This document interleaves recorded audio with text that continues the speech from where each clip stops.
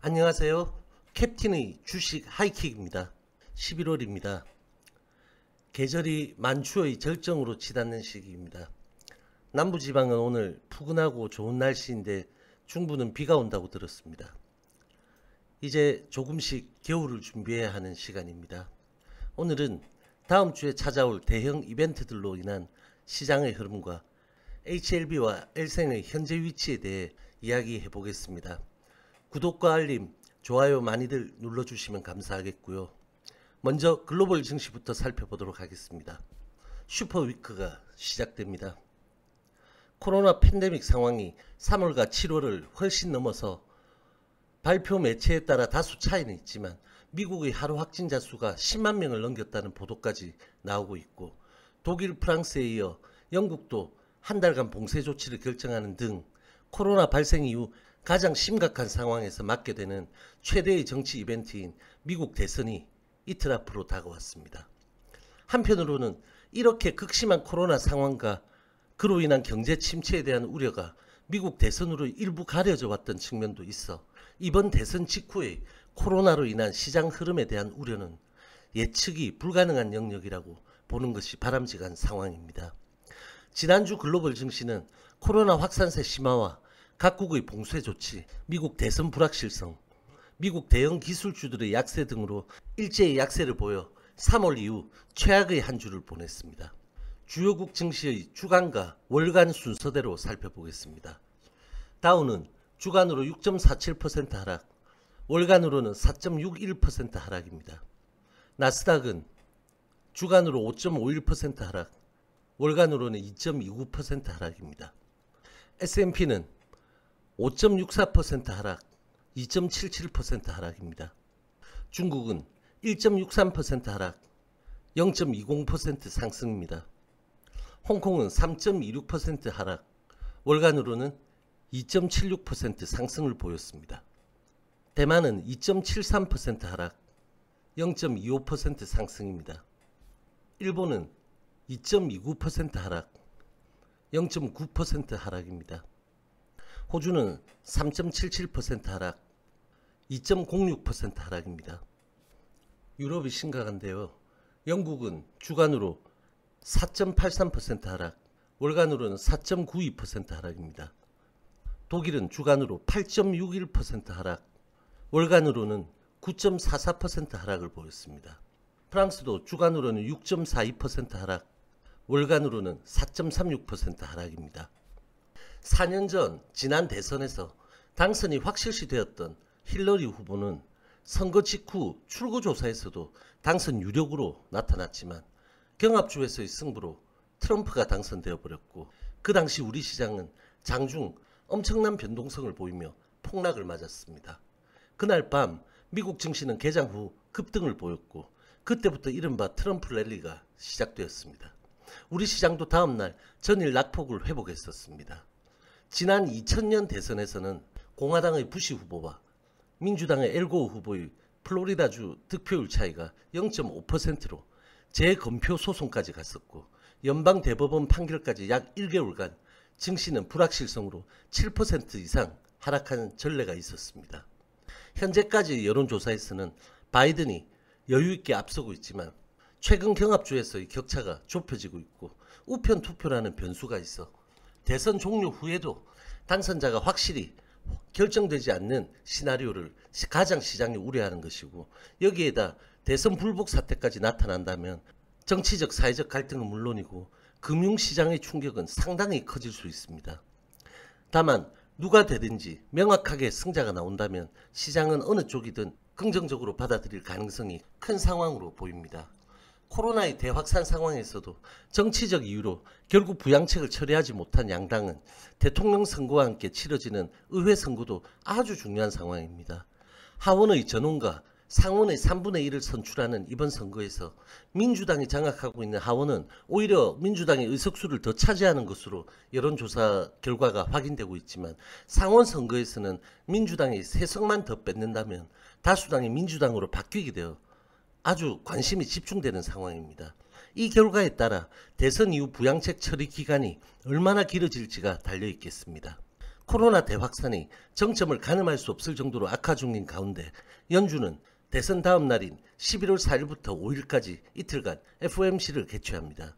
지난 9월 회의에서 명확한 신호를 주지 않아 당시 고점에 있던 증시에 충격을 준 바 있는 연준이 자산 매입 속도를 높이는 등의 추가적인 완화 가능성을 시사해 줄지가 대선 직후 시장 변동성을 커버해 줄 가장 큰 변수로 작용할 것으로 예상합니다. 주요 지표의 주간 월간 순서로 보겠습니다. WTI는 주간 10.19% 하락입니다. 월간으로는 11.01% 하락입니다. 대부분의 하락이 지난주에 있었다는 거죠.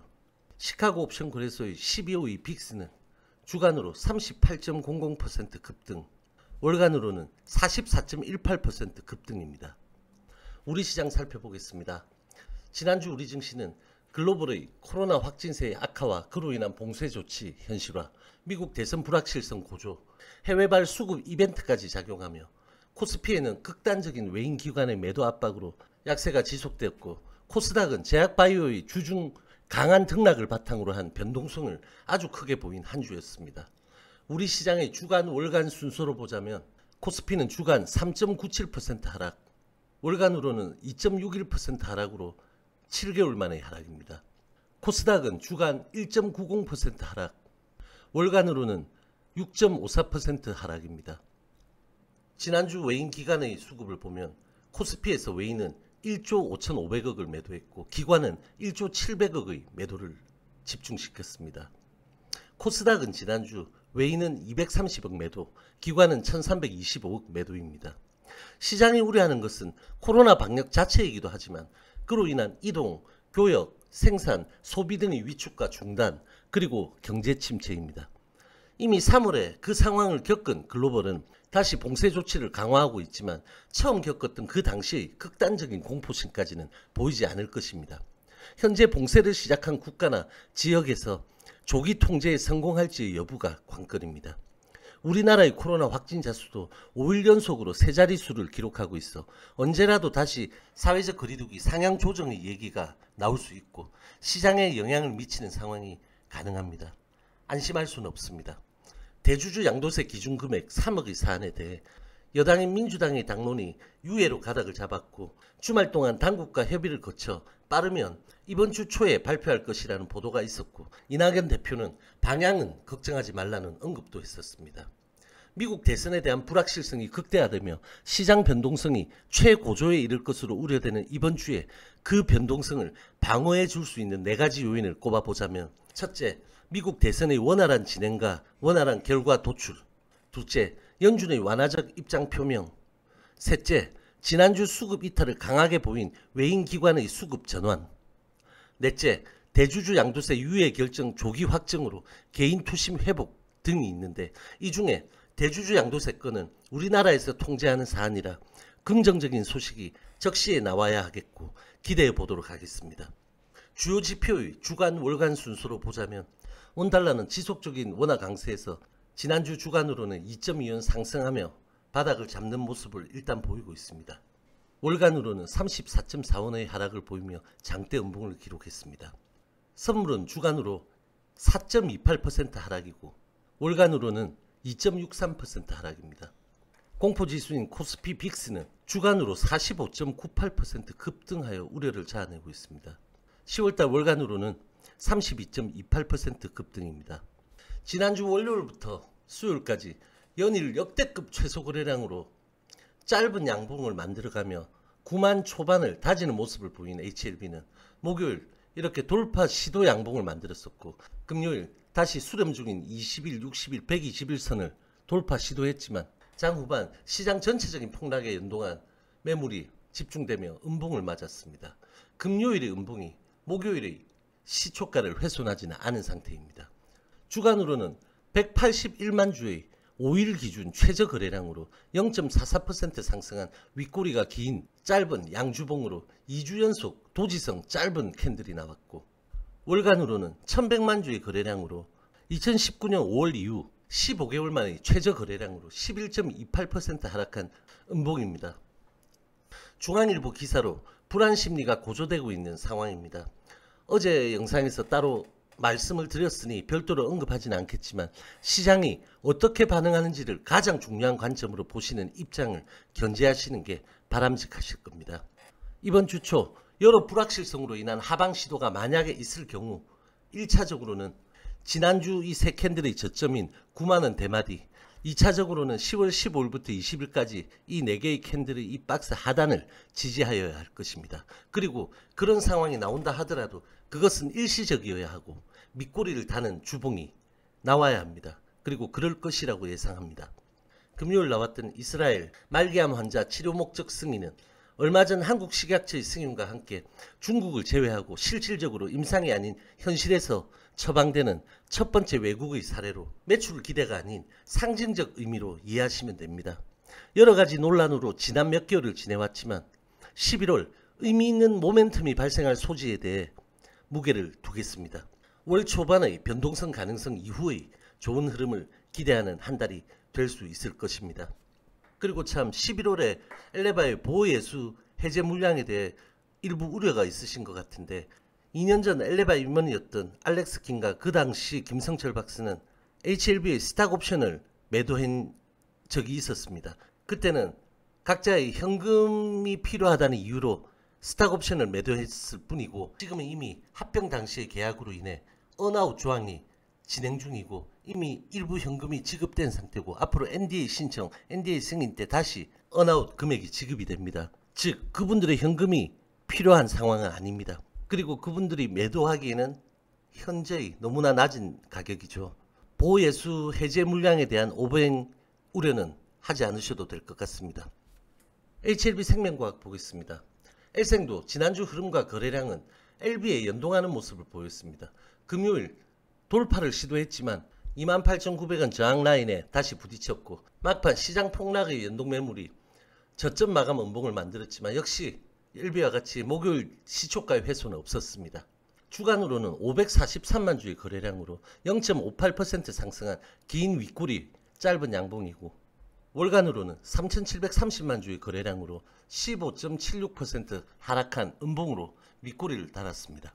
작년 이전보다 계열 플레이가 더 강해진 엘생은 9월 급등폭에 대한 LB와의 하방 키 맞추기가 적극적으로 이루어지지는 않았고 이 점은 8월 이전의 이격에 대해 엘생이 LB에 키 맞추기를 한 측면이 있습니다.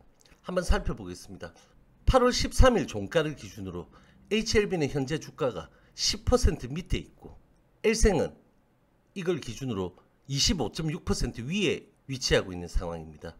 상한가 전날인 8월 12일의 종가를 기준으로 보면 LB는 이 종가에서 16.9% 상승한 자리이고 엘생은 이 종가 기준으로 63.2% 상승한 자리입니다.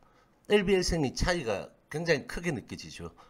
근데 작년 말일 종가 기준으로 보면 LB는 9.6% 하락한 가격이고 엘생은 5.6% 하락한 가격입니다. 즉 8월 상한가 이후의 엘생 상승폭이 현재의 크지만 올해 전체의 폭에서는 큰 차이가 없는 상태이고 저점이 높아지고 있는 상황입니다. 이 부분에서 하방을 급격히 대량 거래로 이탈하는 상황만 발생하지 않는다면 긴 시간의 등락으로 여기 부근이 새로운 시작점이 될 충분한 여건이라고 볼 수 있습니다. LB와 엘생은 이제 그 마지막 위기 구간을 만나게 됩니다. 여기서의 지지는 곧 여기가 시작 지점이라는 명제가 될 수 있습니다. 시장보다 섹터보다 더 길게 더 깊게 이미 반영되어 왔다는 점과 이번 옵티머스 건도 길게 반영되어 온 점 참고하시기 바랍니다. 주식을 하는 동안 피할 수 없이 주기적으로 찾아오는 대형 이벤트의 시간이 다시 다가옵니다. 이번 이벤트는 너무도 특수한 상황들과 연계되어 역대 어느 때보다 예측이 어렵고 현재의 자리 또한 애매합니다. 변동성 가능성을 열어두고 상황마다의 흐름과 수급에 집중하는 것이 가장 올바른 대응 자세이고 이 또한 지나가고 있고 선반영 중이라는 사실도 감안해야 하겠습니다. 코로나 확산세는 겨울이라는 계절이 더 우려를 주고 있지만 백신이 긍정적인 결과를 만들어준다면 뭐가 뭔지 모르고 처음 겪었던 지난 3월의 상황보다는 분명히 나쁘지 않고 시장의 내성도 생겼습니다. 그러나 늘 주의를 기울여야 하겠습니다. 지나친 심리적 준비와 지나친 심리적 공포는 다릅니다. 준비는 대응을 가능하게 하지만 공포는 아무것도 할 수 없게 하거나 가장 큰 실수를 유발할 수도 있는 것입니다. 주의를 기울이고 준비하는 자세를 가지셔야 하는 시점입니다. 오늘 영상 여기까지입니다. 저와 함께 여러분들의 성투는 계속될 것입니다. 화이팅!